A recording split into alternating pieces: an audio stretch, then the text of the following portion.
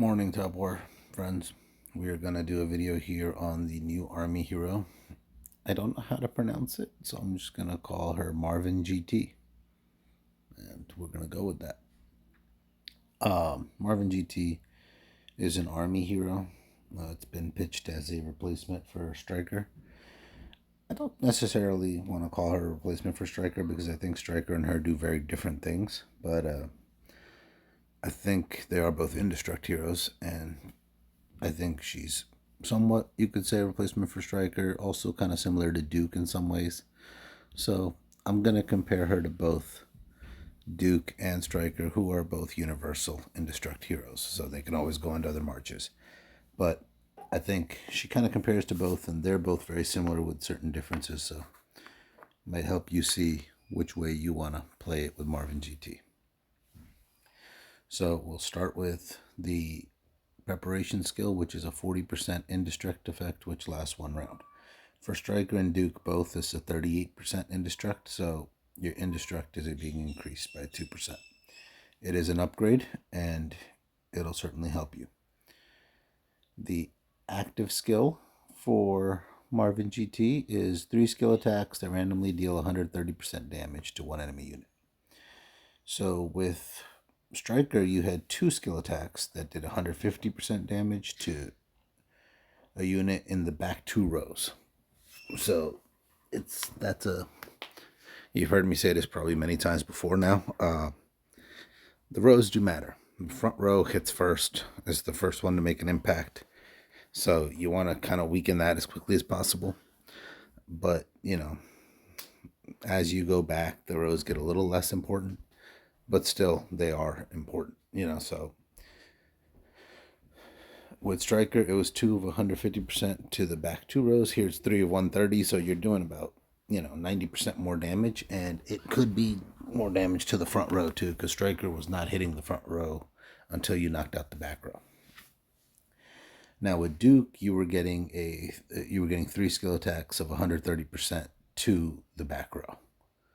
So again, with Duke, it might have been more focused because you were kind of hitting just those 3 units, so you might knock them out faster, but you were never hitting the front row. The passive skills for all 3 heroes are different. For Marvingt GT here, it is that when your active skill is triggered for this hero, you gain 5% decreased damage up to 40%. Now, that's really cool, and it's good to get that decreased damage for all your units, but remember, your active skill has to trigger for that to happen.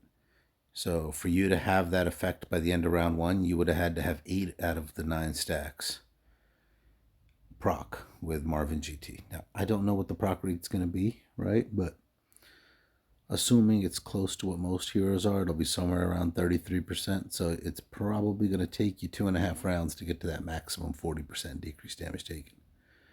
But you could get there faster, and it is really nice when you have that 40% decreased damage taken on all the units. In fact, as you go up, every time you process 5, 10, 15, 20, it's going to add up. The passive skill on Striker was his support effect. He had 40% support that the back row did to the rows, to the units in its column, which basically meant if they got attacked, 40% of the damage went to the back row, not the unit that got attacked in front of it.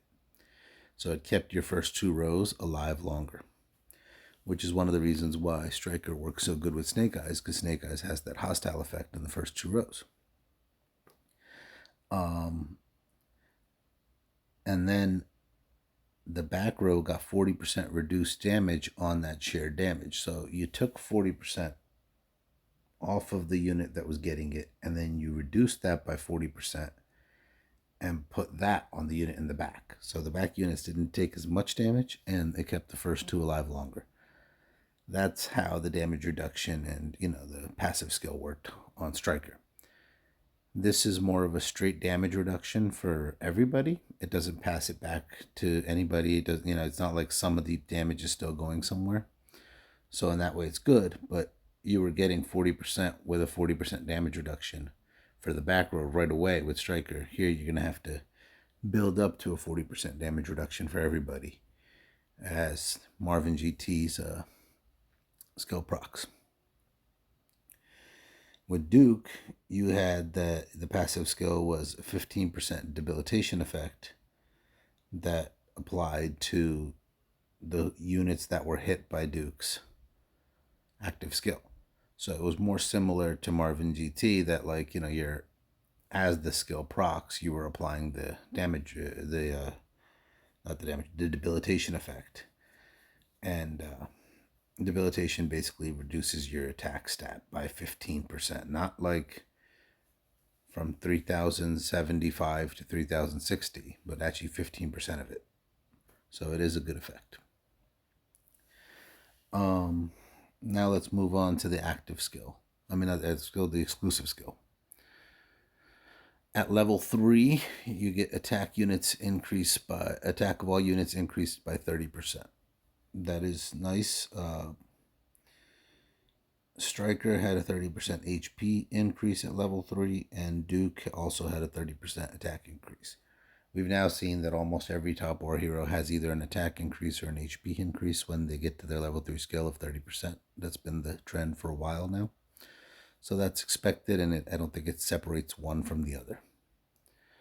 At level 5, the hero's Indestruct effect is extended by 1 round. So instead of 1 round of Indestruct, you'll get 2. Striker and Duke both got that as well. And the number of active skills is increased by 1. So now instead of 3 shots of 130% damage, you're doing 4 shots of 130% damage. That's, going from 390 to 520 that you're basically going to do. So that's a good jump. Striker also got 1 more round of Indestruct, and the third row got a 40% HP boost, which was good in the sense that the units that were taking that shared damage, that support damage, had more HP, so they lasted longer, so you were able to share that effect longer. So at 5, Marvingt GT skill attack is definitely going to do more damage, still has more Indestruct. As she procs, that decreased damage is going to get really good. And that's her advantages. Striker at this point has his back row really strong and is doing 40% damage reduction and taking 40% of the damage away from the first 2 units and doing 40% damage reduction for the shared damage in the back. And they're stronger. So he's kind of helping you last longer, while Marvingt GT, I think at this point, is doing more damage to the opposition. Duke at level 5 also got another round of Indestruct, and he got a 20% Vitality effect. Vitality effect is a damage increase on regular attacks. It doesn't apply to skill attacks, but all your regular attacks, the damage was increased by 20%. So it was basically more like what Marvingt GT does, in that you're doing more damage, but you're doing it every turn because it's not dependent on your skill showing up. So, again, I think that 4th skill attack is really nice here. I don't know if it, over the course of a long battle, outdoes the damage increase that Duke has, because that 20% on every single regular attack is really good. It adds up. But the skill attack becomes much more lethal for Marvingt GT at level 5 than Duke's was. At level 7, you're going to get the Indestruct effect boosted by 10%, and your army units are going to gain a 15% HP boost effect. So what this means is your Indestruct effect for the first 2 rounds, which was 40%, will be increased by 10%, which will basically go up to 44%. Striker did not have this. Duke had this.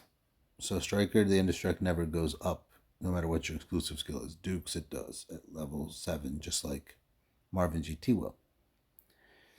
The 15% HP boost for all units is the same type of boost that Striker was giving to the back row, at level 5, where you're going to get, your HP for your units is going to go up in all the rows by 15%. And again, this is not a boost, at least the way I read it. This is not a boost of 3,000 to 3,015. This is if you have 3,000% HP, when they put your final HP on the planes, let's say it says 3 trillion HP, that's going to be boosted by 15%. So it's going to be, 3.45 trillion HP now. So your units will last longer that way. All of them will. This kind of negates the advantage Striker had at level 5 with the HP boost to the back row, try to make them last longer. But if you remember, at level 7, Striker got 2 more active skill attacks. So now he was doing 4 attacks of 150% to the back 2 rows, which makes his active skill at level 7 do more damage than Marvingt GT's, because Marvingt GT's is 4 attacks of 130%. The big advantage with Marvingt GT being you can still hit the first row, but nonetheless, it's not, you're getting 80% more damage with Striker. And then at level 7, Striker also gave you that support damage reduction was increased to 60% instead of 40. So the back row was getting more reduced damage on the damage they were taking from the first 2 rows. And that certainly helps as well. Duke also increased your indestruct by 10%, and the damage of Duke's active skill was plus 80%. So basically Duke went from 3 shots of 130 to 3 shots of 210. So Duke's active skill is probably the best among the 3 at level 7.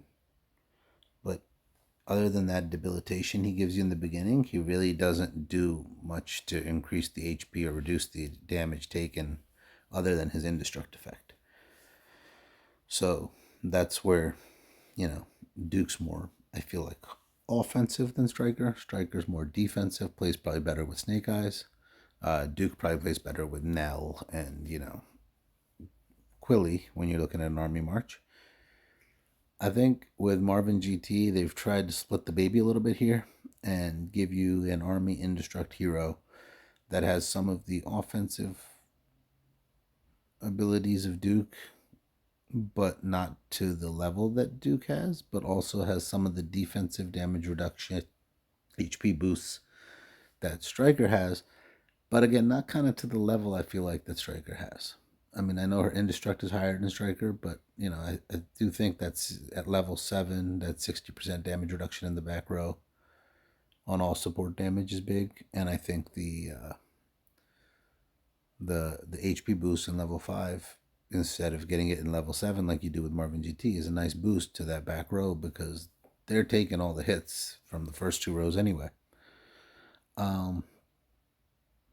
So I don't know that if you plugged Marvingt GT in for Striker, if you would actually do better.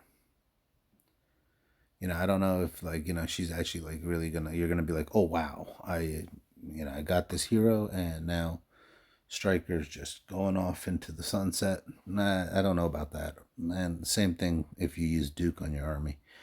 But I do think there's a place for Marvingt GT in your marches, and if you don't have Striker or Duke, certainly you should get her. But also, Duke and Striker are universal indestruct heroes, so they have so many spots you can go to. And right now we have, if you've been lucky enough to grab everybody, we kind of have 6 true indestruct heroes, I'll call them. You have Shinji, Duke, and Striker, who are universal. You have Storm Shadow, who's on Air Force, Layla, who's on Navy, and Marvingt GT, who's on Army. So basically that gives you the ability to be flexible and put together 6 marches that do have an indestruct effect on them. I think if I was running with Nell and Quilly and I was using Striker, I would plug in Marvingt GT. I think it's going to be a bit of an upgrade there. If I'm using Snake Eyes, I'd probably keep Striker. But that's the way I feel about that. And again, I think you should get the hero though, because I've been playing this game for about 1.5 years now, and I've seen 6 total indestruct heroes. So I don't know how many of them you get, I don't know how. They used to be less common. They've become a little more common recently. We've seen Duke, Storm Shadow, and now Marvingt GT all released within the last 6 to 8 months. But I think there's some value to them, and she does have a higher indestruct effect than Striker. Anyhow, I have rambled on for quite some time. That's my thoughts on Marvingt GT, just looking at the stats and reading. We will test her out and see how she does as we get some more data. And we'll update with another video comparing her to Striker and Duke and see what happens. Other than that, thank you everybody for your help. Keep hitting that like and subscribe button. Keep passing this on so more people can learn from the videos. I really appreciate everybody doing that. It's awesome for me when somebody sends me like, oh, I saw your video on this server's Discord. It makes my day. Appreciate all you guys. Thank you. Again, like and subscribe. Cookie out.